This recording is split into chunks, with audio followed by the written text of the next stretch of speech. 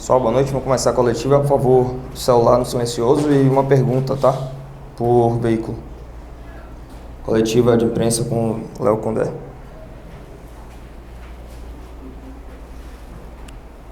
Boa noite, Léo. Queria que você falasse, né, sobre a avaliação do time, do primeiro para o segundo tempo, né, porque fez um primeiro tempo que resistiu, conseguiu também ter alguma chance de gol. Mas no início do segundo tempo o time parece que voltou um pouco desligado.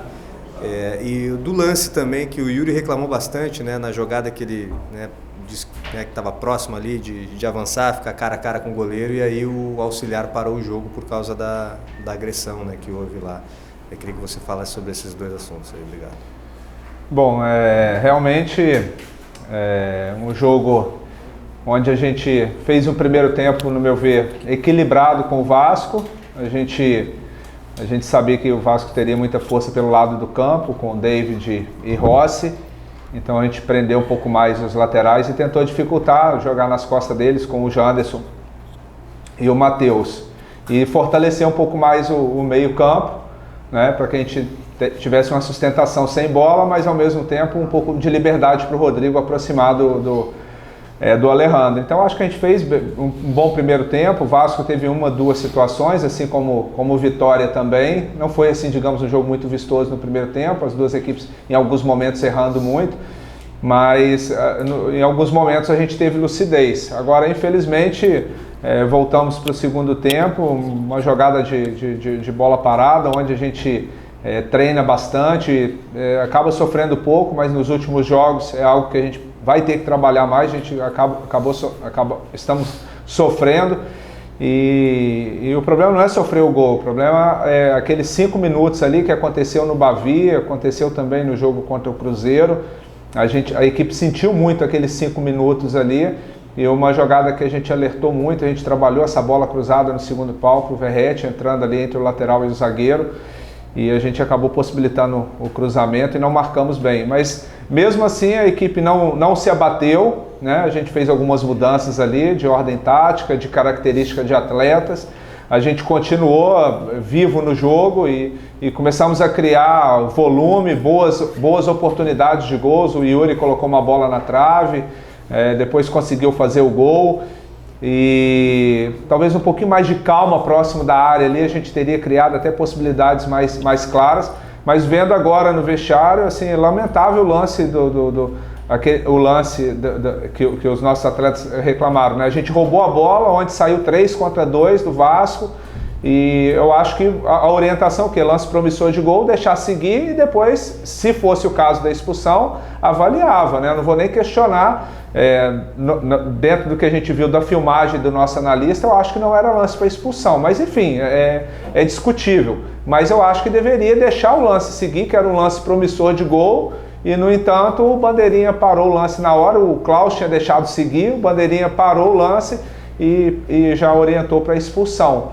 Eu acho que, na minha opinião, acho que deveria ter deixado o lance prosseguir, né, e depois, se fosse o caso, analisasse. Aqui, Léo, boa noite. Eduardo Alves, da Vável Brasil. Queria que você falasse um pouco sobre a atmosfera da partida. Primeiro, um pouco sobre a torcida do Vasco, como é que era a expectativa, o que você viu, e também sobre os torcedores do Vitória que estiveram presentes, fizeram um bom número aí hoje. Assim, a gente sabe, o Vasco tem uma torcida apaixonada que comparece em todos os jogos, mesmo nos momentos difíceis. A gente acompanha como profissional do futebol, o torcedor do Vasco sempre comparece, mas a torcida do Vitória tem sido fantástica já nesses 2 últimos anos aí, tanto jogando no Barradão, eu sempre falo, é meio que um show à parte, o espetáculo que a torcida do Vitória proporciona, desde a Série C, quando a gente não estava, mas depois na Série B, durante o campeonato estadual, e agora no Brasileiro também. Foram 3 jogos apenas, mas sempre comparecendo em peso, incentivando a equipe, fazendo uma bonita festa. E nos jogos fora de casa também, a gente reconhece, tem o torcedor local, mas o torcedor que faz o esforço de vir de Salvador para assistir, e hoje veio em bom número, incentivou. Realmente foi uma atmosfera bacana para um jogo bem jogado. A gente lamenta de sair com resultado negativo, mas foi um jogo bem jogado. Tudo bem? Queria te perguntar a respeito do tema do momento. A CBF agora à noite mandou um ofício para todos os clubes, dia 27 de maio, vai fazer um conselho técnico da Série A para decidir se para ou não o campeonato. Até o dia 27 de maio, os jogos vão seguir normalmente. Até agora eu não ouvi os treinadores opinarem, apenas dirigentes. Vocês, treinadores, você pessoalmente, você é a favor da paralisação do brasileiro por causa dos problemas no Rio Grande do Sul? Obrigado. Bem, Wellington, é um assunto assim, muito delicado, né? Porque assim, foge do âmbito esportivo, né? É um drama muito grande que está vivendo, talvez a maior catástrofe aí do Brasil na história, né? Então assim, a gente lamenta muito, tem muitos amigos por lá. É difícil opinar, assim, a gente na condição de não estar vivenciando lá o que os clubes estão vivendo, mas não só o futebol, como toda a sociedade, né, do Rio Grande do Sul. Então, assim, eu acho que é um assunto que tem que ser muito bem discutido, né? A gente fica solidário, mas assim, eu tenho certeza que a CBF, junto com os dirigentes dos clubes, assim, quando teve a pandemia no início ali, meio que todo mundo sem saber o que fazer, eu acho que assim, de imediato a ideia era realmente parar. Então, eu acho que assim, o que a gente pensa, que a gente pode estar trabalhando nos clubes lá também, é que seja assim, igual para todo mundo, né? E não vai ser, não tem como ser, mas assim para que os clubes também não tenham um acúmulo de jogos, né, no intervalo muito curto lá na frente. Talvez o justo seria que as equipes também fizessem o mesmo número de jogos no mesmo intervalo de tempo. Então é um assunto delicado, eu espero que seja usado o bom senso para que tenha total isonomia de todos os clubes. Boa noite, Cícero Mel, dos canais Disney e ESPN. Queria que você fizesse uma avaliação desse início de campanha do Vitória, que veio da Série B para a Série A, 5 jogos, não tem vitória ainda, só empate e 4 derrotas, está no Z4. E se você acha que é difícil para quem vem da Série B, pega uma Série A com times muito fortes, o início, a adaptação é complicada, porque o nível é bem diferente da B para A, até um time se adaptar novamente a esse nível de competição, né, de adversários, se realmente demora um pouco mais. Você acha que de um momento para frente a tendência é começar a pontuar, procurar sair dessa situação incômoda e almejar coisas melhores?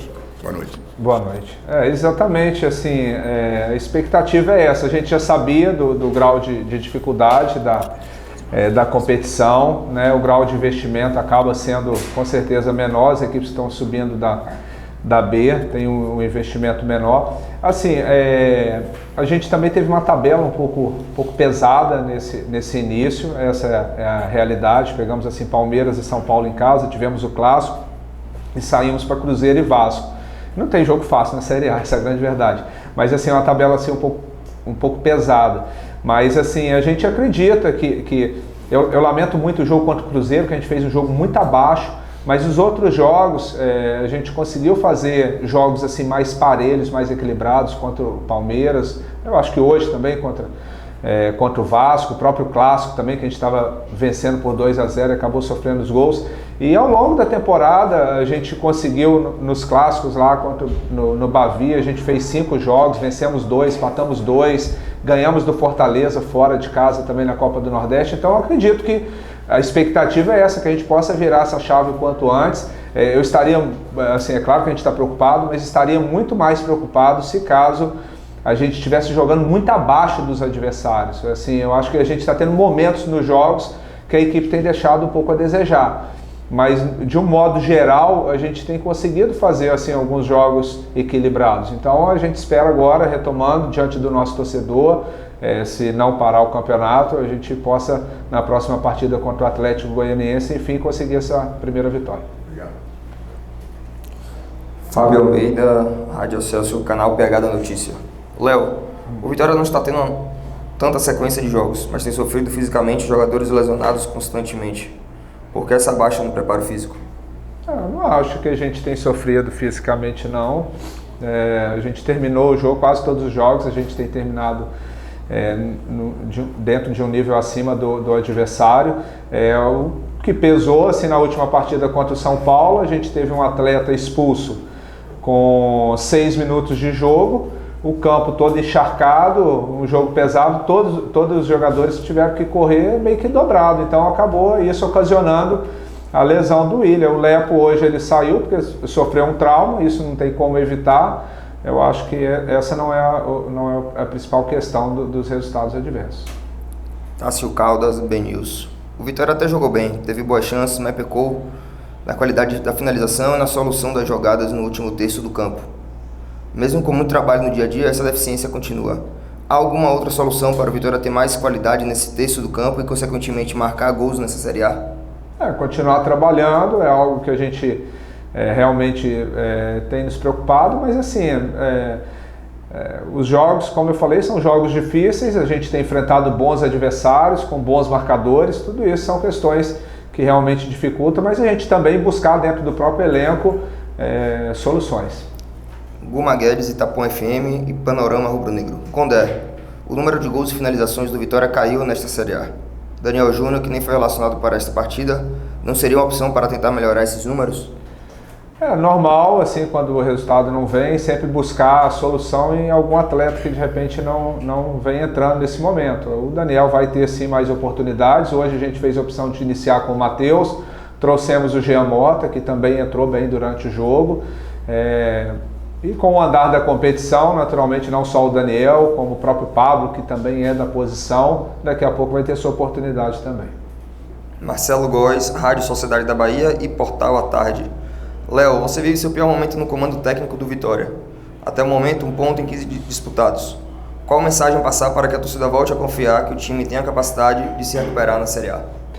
Eu acredito que a gente tem credibilidade com o torcedor por todo o trabalho que vem sendo realizado. Ano passado também, quando a gente chegou, a gente teve um momento muito complicado ali no início, depois a gente se mobilizou e conseguimos fazer uma grande Série B, liderando quase que de ponta a ponta, conquistando um título inédito para o clube. Esse ano também, onde muitos não esperavam da conquista estadual, principalmente em razão do grande investimento que é feito pelo rival, a gente conseguiu também conquistar o título. É claro que é um momento desfavorável, a gente fica muito chateado, mas temos a oportunidade de mais uma vez contar com o apoio do torcedor, e tenho certeza que o torcedor do Vitória vai se mobilizar para a gente sair dessa situação difícil. Quem sabe conquistando a primeira vitória no estadual, no Campeonato Brasileiro, e posteriormente também buscar, por que não, um avanço na Copa do Brasil. Coletiva, treinador Léo Condé, encerrado. Boa noite a todos.